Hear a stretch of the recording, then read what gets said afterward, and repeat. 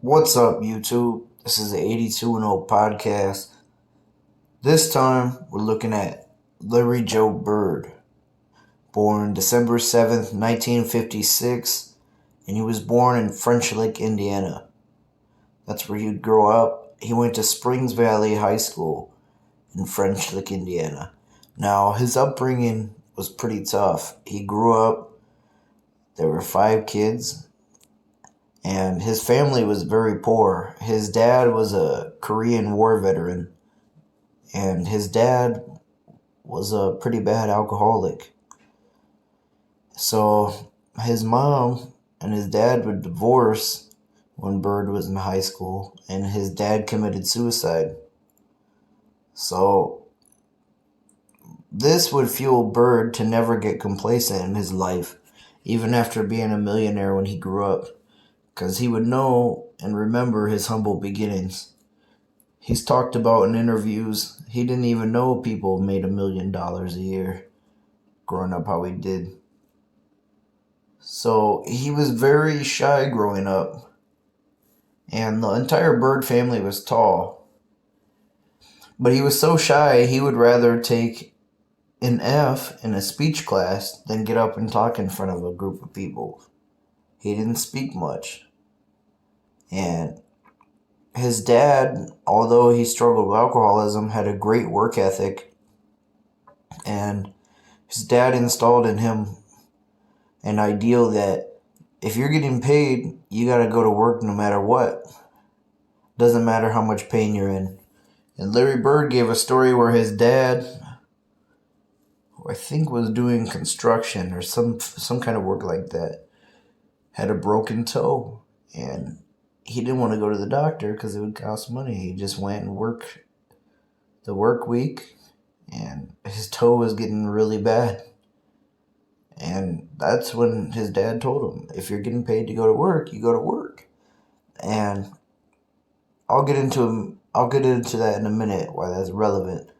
So he has a pretty good high school basketball career, and he would get a scholarship to go play for the Indiana Hoosiers in 1974. But after less than a month at Indiana University, he dropped out of school because his environment he grew up in poor rural Indiana, he just felt out of place. He didn't like all the students there. He didn't like being around an overwhelming amount of people. So he dropped out. He went back to his hometown of in French Lick, and he would work odd and ends jobs. He was even a garbage man at one point. Now, I think a year goes by, and then he decides he's going to enroll at Indiana State University instead, which isn't quite as big as Indiana University, but it's bigger. I mean, it's big, but it's not as big. So he gives it another go, and he had a very successful 3-year career with the Sycamores. That was the team name. And he helped them reach the NCAA tournament for their first time in their history. And they went undefeated, 33-0, where he played in the 1979 championship game against Michigan State. Now, one thing you got to understand is this championship game is the most watched college basketball game in history. And this would set a tone of what was to come between the Magic and Bird rivalry. People were drawn to this rivalry. You had Magic Johnson, who was from Michigan. He's from Lansing, went to Michigan State. He was outgoing, goofy, not really afraid of cameras. And you had Larry Bird, who was quiet, shy, from rural Indiana. Now, I'll get into the draft in a second. So he loses the championship game 75-64, and he only had 19 points, and he went 7 for 21. And he was originally drafted, a lot of people don't realize this, He was originally drafted in 78, the 78 draft for the Celtics. And people thought he was going to play with John Havlicek, who was nearing the end of his career at this time. But he wanted to finish out his college degree, so he didn't go and play in 78. He played for 79-80, that'd be his first year, which is also Magic Johnson's first year. So he graduates in 79 with a bachelor's of science and a degree in physical education. And when he went over to the Celtics, they gave him the largest rookie contract in history at that point. It was a 5-year, $3.25 million contract. And shortly after this, John Havlicek would already be gone. Dave Cowens was there, although I think he would end up being traded to the Milwaukee Bucks. So a lot of those older guys from the 70s championships weren't there, but he instantly turned the Celtics team into a contender. His first year there, he improved the team wins by 32. And it's just iconic that these two rivals would go to the Celtics and Lakers, because historically, the Celtics and Lakers had the most bitter rival. So it was just fitting for these two college rivals to go to the Celtics and Lakers. And Bird would take the 1980 Rookie of the Year, despite the fact that Johnson would win in that rookie year. Bird's team, like I said, would improve to 61-21 that year. They would lose in the Eastern Conference Finals to the Philadelphia 76ers. And that team was the team that went to the finals against the Lakers. Now, the 80-81 season, Bird would win his first championship. And this was against the Houston Rockets, which they didn't really have a prayer against the Celtics team. They just kind of had a lucky run. And they went 40-42. Not a good record, but the Celtics took them in 6. And this would be Larry Bird's first championship. So Bird, in that series, he would average 15 points, 15 rebounds, and 7 assists. Although he didn't win Finals MVP, that's the thing. Now, the 81-82 season, they didn't make it back to the finals. They would lose to the Sixers in 7 games, despite their 63-19 record. In the 82-83 season, they would lose to the Milwaukee Bucks in the Eastern Conference semifinals. But the 83-84 season, the Celtics would go 62-20, and this would be Bird's second championship. And on top of that, it'd be his first MVP award. He put up 24.2 points per game, 10.1 rebounds, and 6.6 assists. Now, up until this point, like I've been telling you, 79-80, 83-84, Bird was playing the power forward position. So if you look at some of these earlier years, his rebounding numbers were much higher than they were later. And they had Kevin McHale actually coming off of the bench for Bird, but it just got undeniable that Kevin McHale was a star in his own right. So by the 84-85 season, this is when they moved Bird to the small forward, and they would start playing Kevin McHale more at power forward and starting him. He started 31 games, but by the 85-86 season, which is actually probably the greatest Celtics team in history, they went 67-15. They went all the way to the finals, where they won 4-2 against the Houston Rockets. And this was to make up for the year prior when, in the 84-85 season, when they went 63-19, they lost in the finals to the Los Angeles Lakers. So at this point, at 86, Bird would have 3 championships and one at Magic Johnson's expense. And Magic Johnson would have 3 championships with one at Bird's expense. So the rivalry was growing. You were starting to wonder who's the best player of this decade, Magic Johnson or Larry Bird. And Bird would win his 3rd straight MVP, won 84, 85, 86. So the argument around this time was Bird is one of the greatest players of all time. Now, this Boston Celtics team in 86, I think that was when they reached their full potential because they had Casey Jones as their coach, who was a Celtics player himself back in the 60s. A very good coach.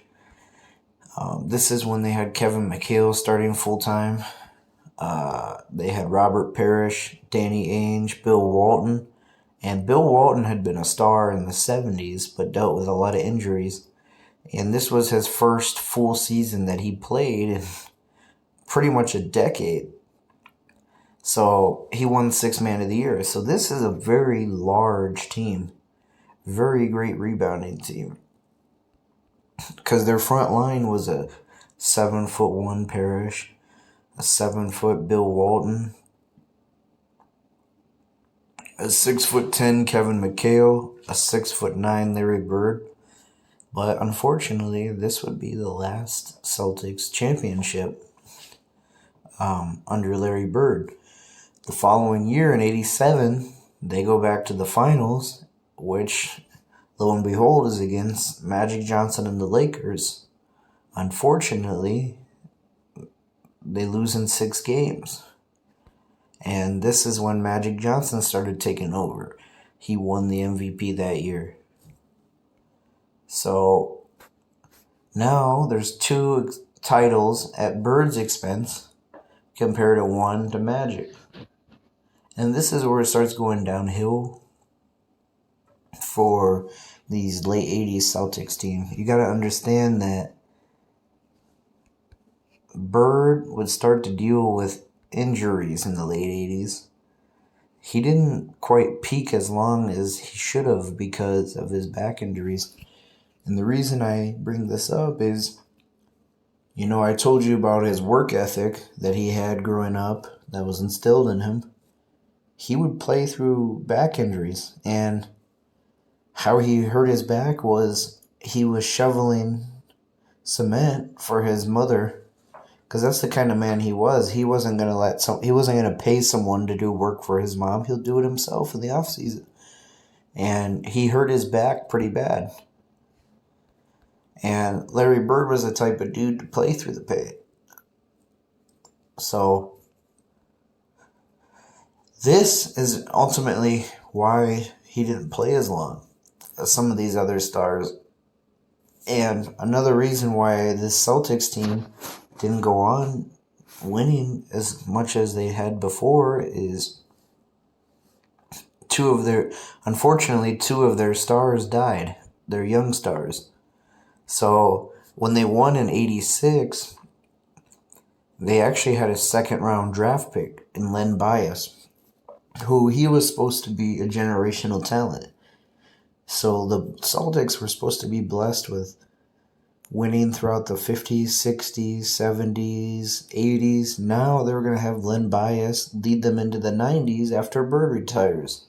And after their best team ever in 86, they drafted Len Bias, but unfortunately, Len Bias would die the day he was drafted. He died of an overdose.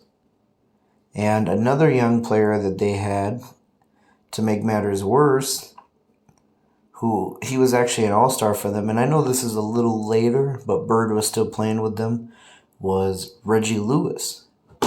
He he passed away in 1993, and he was supposed to be a guy that was going to lead the Celtics too, because he was actually an all-star in Birds last year in the 91-92 season, and he passed away. So the 88 season would be the 87 season would be Bird's last trip to the finals, and they don't win it. The 88 season, despite going 57-25, they lose to the Pistons.